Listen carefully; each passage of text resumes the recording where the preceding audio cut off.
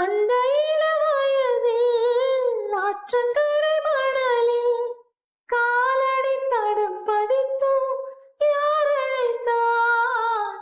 நந்தவன கரையில் நட்டு வைத்த செடியில் முட்டுவிட்ட முதற் பூவை யார் பறித்தார்?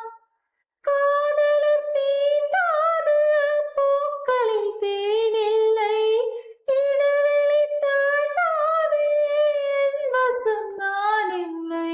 தொட தொட மலர்ந்ததென்ன பூவே, சுட சுட நனைந்ததென்ன? பார்வைகள் புதிது, ஸ்பரிசங்கள் புதிது, நரம்புகள் பின்ன பின்ன நடுக்கம் என்ன?